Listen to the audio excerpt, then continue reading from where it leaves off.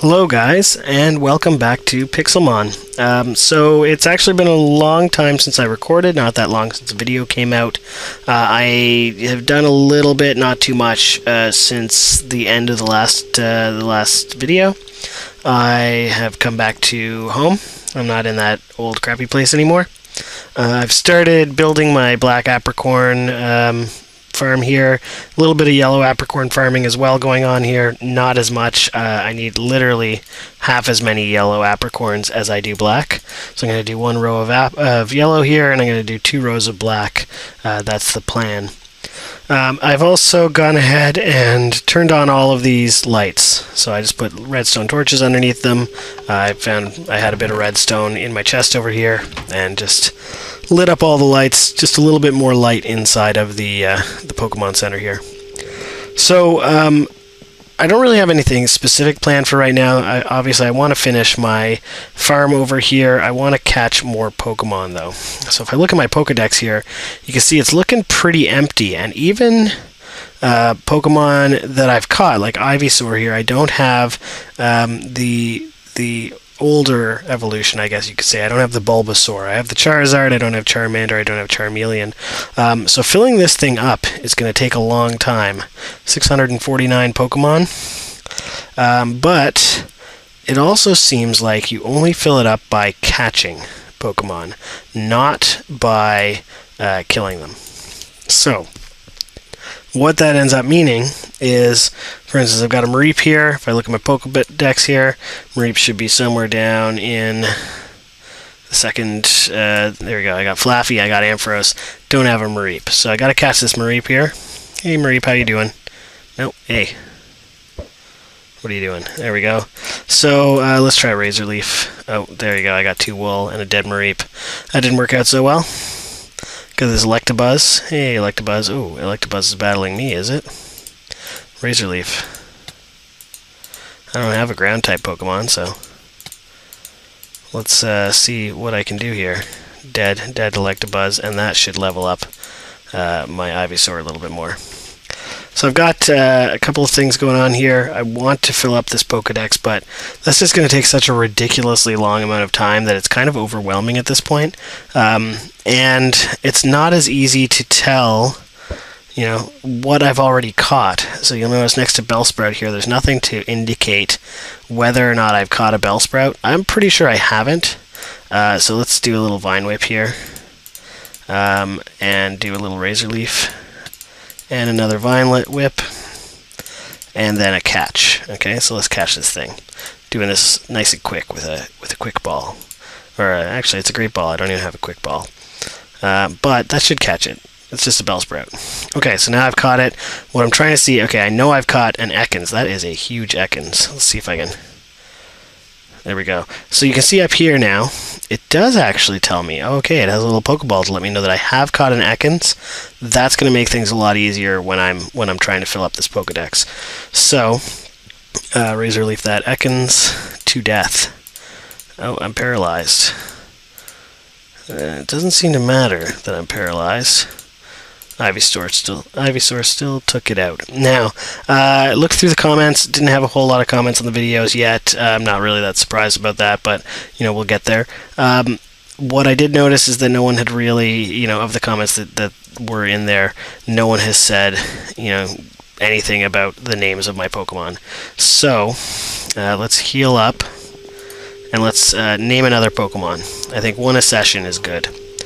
I'm pretty much only going to name the Pokemon I use. If I'm keeping it in the computer, I don't care to name it. So let's take a little look at these Pokemon here. Pop their names up on the screen.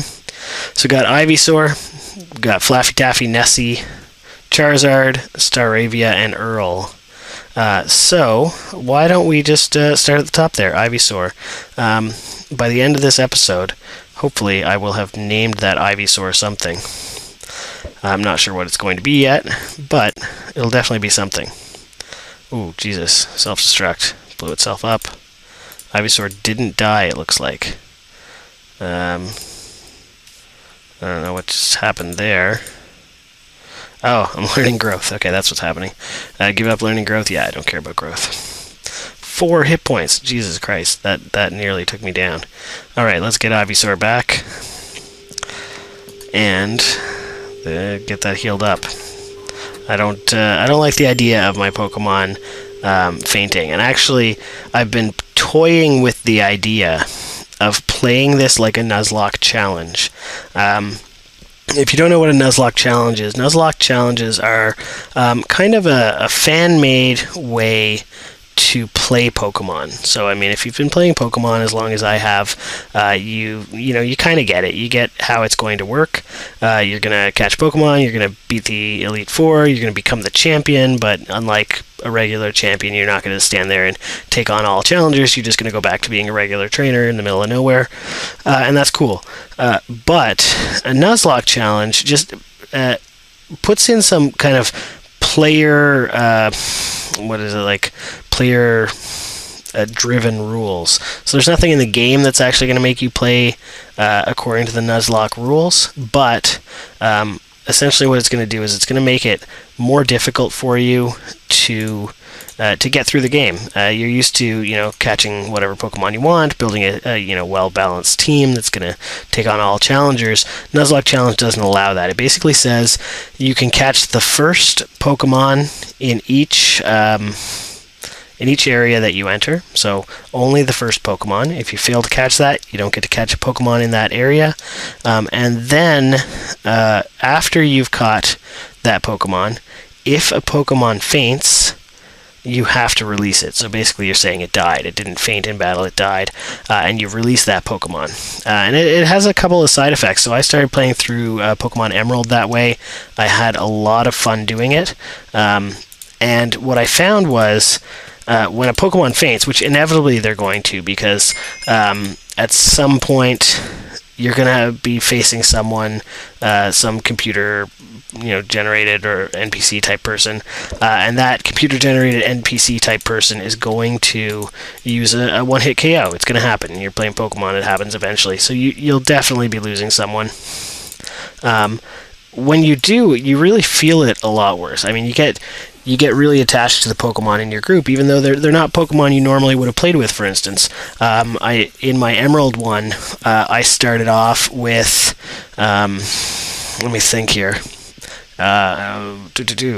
Okay, I believe I ran Grovyle. Is it Grovyle? One of the starters? It was one of the starters I don't normally use. Obviously, I normally use the water type. I didn't do it this time around. I used the grass type, right, which I don't normally do. I normally water. Every once in a while on a second playthrough, I'll do fire. Very rarely do I choose the grass type. So I'm not a huge Bulbasaur fan, usually, which might be why this Ivysaur doesn't seem to like me so much. So that was my first one, and then I want to say I caught 4 more grass types before I caught anything else. And I normally, obviously, would just never play the game that way. This is not the way that you would play Pokemon, but I did it anyway, and I had a lot of fun. I got really attached to these Pokemon that I wouldn't normally use. So it's a little harder to play a Nuzlocke challenge in Pixelmon because it's not really always clear when you've entered a new area. So, you can kind of go by biomes, but then you have to keep checking the map. So I'd have to keep pressing F3 and looking and saying, okay, well, I'm in a plains biome right now. I don't want to leave that on all the time.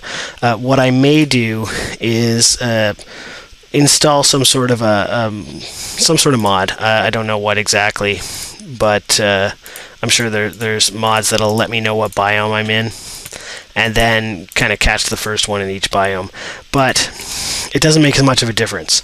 But what I am thinking is, if my Pokemon faint, which, I've had a few faints already, so I'm guaranteed pretty much that I'm going to get some more. If my Pokemon faint, they're dead, right? I'll catch as many Pokemon as I want because, like I said, it's kind of hard to do a Nuzlocke challenge kind of genuine in Pixelmon, so just catch whatever comes along. But as Pokemon faint, I think they're gonna die. Now, one of the side effects of the Nuzlocke challenge is that it's not a side effect. It's kind of an unwritten rule. It's not one of the official rules. You don't have to play it to be considered to be doing a Nuzlocke challenge. But one of the extra rules is generally that you have to nickname your Pokemon. And I tend to do this anyway. I get more attached to Pokemon when I nickname them, so I tend to do it anyway. But right now I've got 3 that I haven't nicknamed. So this goes a long way towards, it's a kind of a roundabout explanation for why I'm going to be nicknaming this Ivysaur. I'm not going to nickname it Nuzlocke. Nuzlocke, I believe, was originally a Seedot and then a Nuzleaf in the original kind of incarnation of the Nuzlocke challenge, which was a comic that I want to say was posted on 4chan. But it could have been posted somewhere else. I'll put a link down in the doobly-doo with more information about the Nuzlocke challenge. If you've been playing Pokemon for a long time and you've never heard of this, I highly, highly recommend giving it a try. It can really breathe a lot of life back into, older Pokemon games that maybe you just haven't looked at in a long time. So, yeah, definitely recommend doing a Nuzlocke challenge. Now, I am going to be doing a Nuzlocke challenge for my first run-through of Alpha Sapphire, which was the game that I chose to get out of the 2 new ones, Omega Ruby and Alpha Sapphire, that are coming out later this month. I want to say in like 12 days from the time that I'm recording this, and probably in like 8 days from the time that this goes live. So I'm going to be playing through that as a Nuzlocke challenge. I think it's going to be a lot of fun. It definitely adds a lot of challenge to the game, and it definitely changes, the way that you feel, and creates some really stressful moments, and some really, really big highs and really big lows as you're playing Pokemon. Made a way bigger difference than I thought it was going to when I found out about it. So anyway, let's nickname this Ivysaur. Got to nickname it something. So, what are we going to nickname it? It's not going to be Nuzlocke.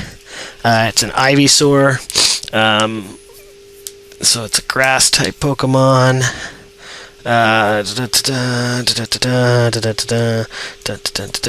Doesn't have to be great. It doesn't have to be an amazing name, because it's just an Ivysaur. No one really cares about it.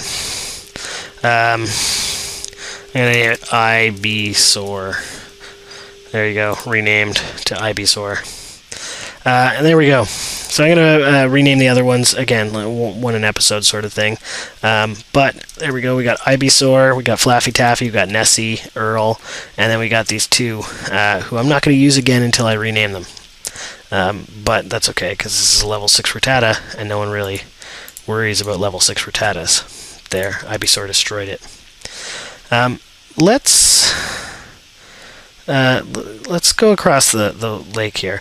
As I was kind of trying to find my way back, I got a little lost. It's actually been, like I said, quite a while since I last played.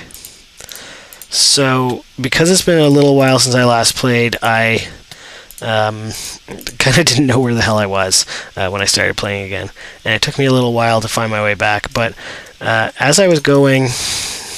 Oh, who's attacking me? Eradicate? Really? Come on. I don't care if you are level 25. Ivysaur is going to destroy you.